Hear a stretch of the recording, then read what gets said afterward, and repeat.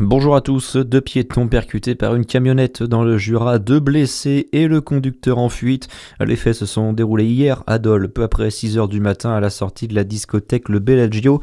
Après l'accident, le bilan des secours a fait état d'un blessé léger et d'un blessé grave dont le pronostic vital était engagé. Encore hier soir, une enquête a été ouverte pour identifier le conducteur et déterminer si l'acte était intentionnel ou accidentel. La carrière de Nantou pourrait être menacée.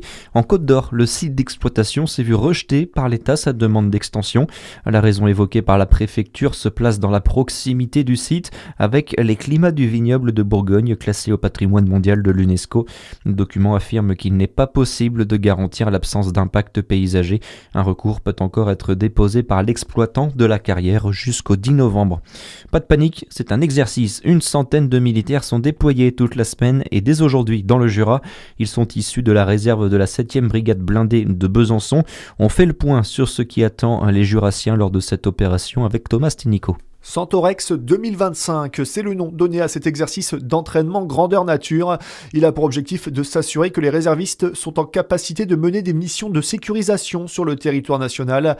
À pied ou à bord de véhicules légers, les militaires vont sillonner le centre-ville de Dole et de Champagnole ou encore les pistes de l'aéroport de Dole-Tavo. Si l'observation est bien sûr permise, il est interdit d'intervenir lors des opérations et de déranger les soldats lors de leurs activités. L'exercice doit se conclure par une cérémonie militaire à Lons-le-Saunier autour du monument aux morts de la ville vendredi matin. Et les 7 régiments appartenant à la 7e brigade blindée réalisent d'importants recrutements depuis plusieurs années. L'objectif est de doubler le nombre total de réservistes à l'horizon 2030. À Chalon-sur-Saône, vous allez peut-être entendre des petites déflagrations d'ici mercredi. Pas d'inquiétude, il s'agit d'une simple opération de la ville pour faire fuir les étourneaux.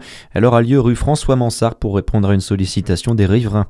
Dans le reste de l'actualité, une semaine qui s'annonce décisive pour le budget 2026 et le gouvernement de Sébastien Lecornu. Reprise des discussions aujourd'hui à l'Assemblée.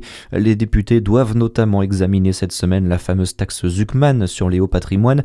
Le Parti socialiste pousse pour que l'exécutif cède sur cette mesure, sinon le PS pourrait censurer.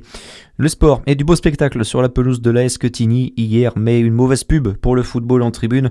Hier, lors de la rencontre de 6e tour de Coupe de France entre Quetigny et Garchizy, les Côtes-d'Oriens se sont imposés nettement 3-0, renversant la hiérarchie. Mais en tribune, les supporters locaux ont lancé plusieurs chants homophobes, grossophobes ou tout simplement injurieux envers l'arbitre et les joueurs adverses. Des bénévoles ont d'ailleurs demandé l'arrêt de ces chants. La Ligue de football de Bourgogne-Franche-Comté doit faire un rapport sur ce triste spectacle. Et puis notez également dans le même temps les qualifications pour le prochain tour de Pontarlier et du Racing Besançon. Voilà pour votre info. À suivre, c'est la météo sur Fréquence Plus.